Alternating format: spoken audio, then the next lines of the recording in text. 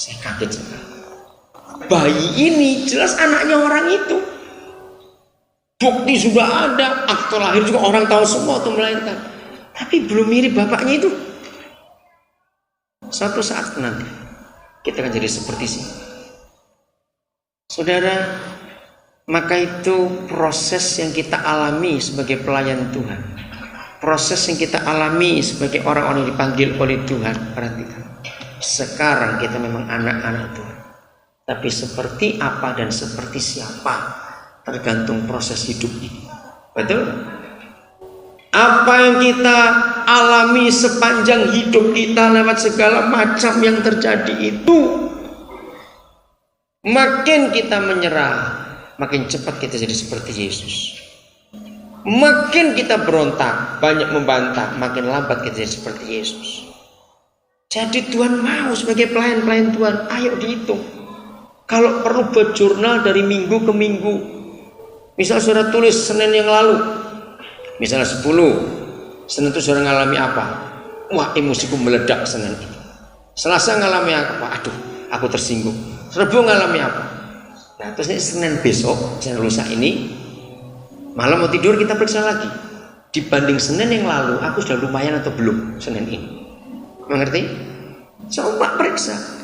Kalau perlu tanya kepada pasangan kita, istri, suami, suruh meriksa. Tanya kepada semua orang yang ada di rumah kita. Sayang anjing kita nggak bisa diajak ngomong, tapi dia bisa ngerti juga, saudara. Saya punya penelitian. Ternyata sukacitanya orang Kristen 90 sekian persen penyebab sukacita orang Kristen masih tergantung ditentukan oleh uangnya berapa. Dari anak-anak tahu. Mereka bilang, aku tahu kok kapan mamaku punya duit nggak punya duit. Anak bisa tahu. Tanya anak itu, terus kamu gimana? Oh, kalau mamaku punya duit, pulang itu nggak usah apa-apa, tertawa sana, tertawa sini. Dia baik sekali. Kalau nggak punya duit, semua dimarahin. Nah, ayo periksa diri masing-masing pelayan Tuhan ini. Sukacita saudara karena duit atau karena Roh Kudus? Ayo. Sampai anjingnya pun tahu. Begitu si Tuhan nggak punya duit, anjing langsung masuk bawah kolong meja. Karena kalau majikannya nggak punya duit, pulang nabrak sana, nendang sini, oh nggak punya duit ini, tahu sudah. Kan anjing aja bisa tahu. Kan terlalu kalau begitu. Mau periksa diri para pelayan Tuhan harus itu. Karena masih banyak orang Kristen ukurannya duit ternyata, bertobat sudah. Apalagi kita pelayan-pelayan Tuhan. Kalau itu ukuran kita celaka sekali. Nah, jadi Selasa diperiksa lagi. Dibanding Selasa yang lalu, bagaimana? Rabu periksa lagi. Kalau sudah, bandingkan bulan yang lalu.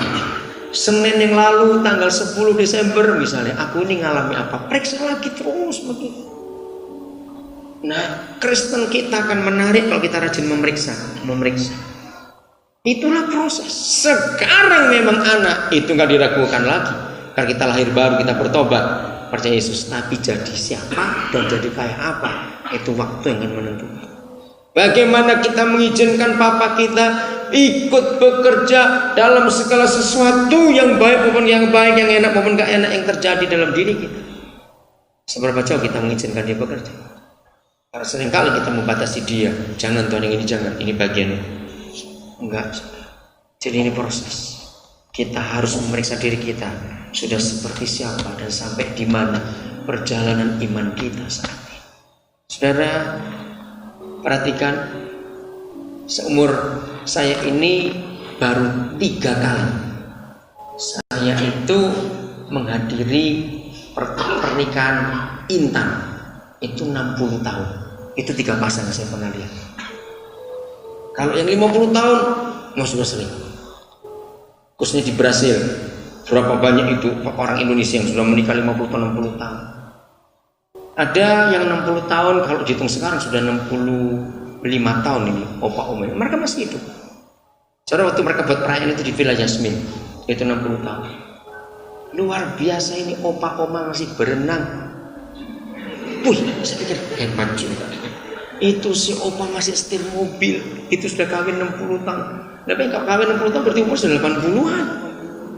Masih setir mobil, masih segar. Hebat sekali. Nah saudara, apa yang saya mau ceritakan ini? Ternyata semua orang sudah kawinnya begitu lama, muka mereka itu mirip. Betul nggak? Muka mereka itu mirip. Pernah perhatikan itu yang sudah puluhan tahun menikah? Nah, itu sebagai kebenaran. Kenapa kebenarannya? Kalau kita ini kumpul siapa, ya mirip orang itu sudah. Ayo, siapa kita kumpul? Kalau kita kumpul Yesus terus pasti kita akan mirip dia, nggak mungkin kita. Betul? Sederhana sekali. Bergaul dengan siapa kita ini, maka itu mulai dari karakter-karakter yang sehari-hari yang kita ada dalam kehidupan kita. Pelayan, saudara, pelayan. Mengapa banyak orang nggak bisa ke surga? Ternyata bukan karena setan. Betul, setan tuh nggak pernah menghalangi orang ke surga.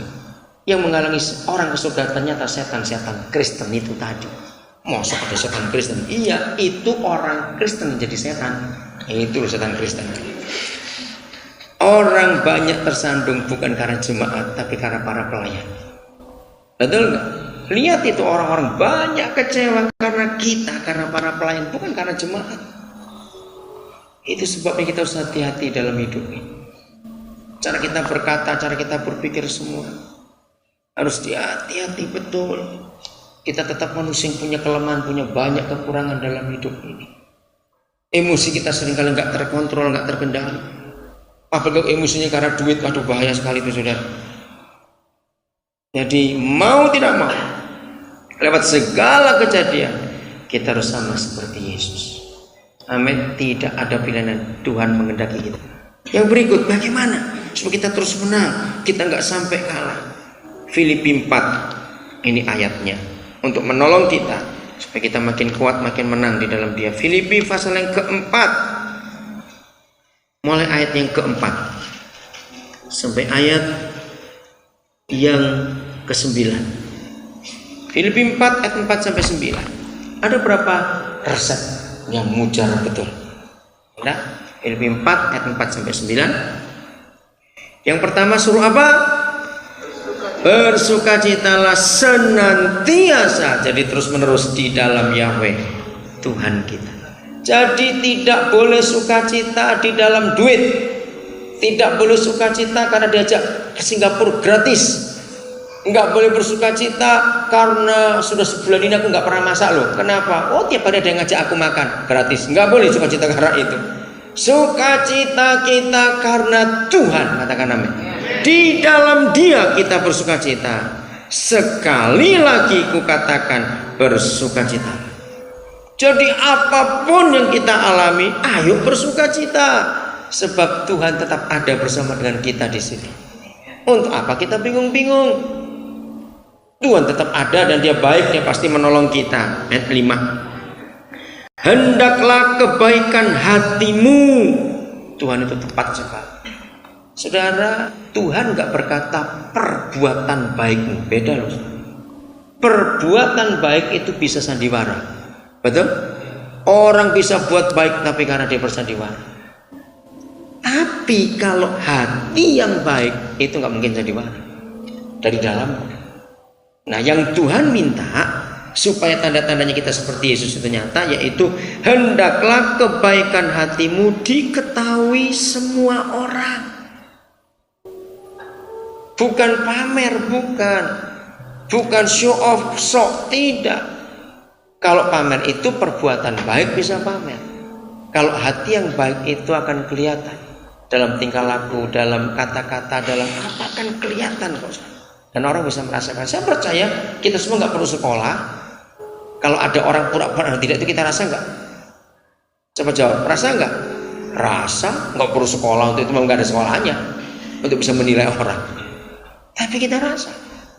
Jadi perbuatan baik hatimu itu beda dengan perbuatan baik kita yang kita lakukan sehari-hari. Supaya orang tahu itu tanda rindukan atas kita. Terus ayat 6, karena Tuhan sudah dekat.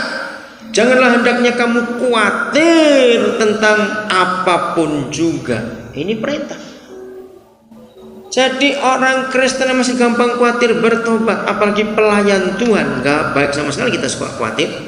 Tetapi nyatakanlah dalam segala hal keinginanmu kepada Tuhan dalam doa, permohonan dengan ucapan syukur.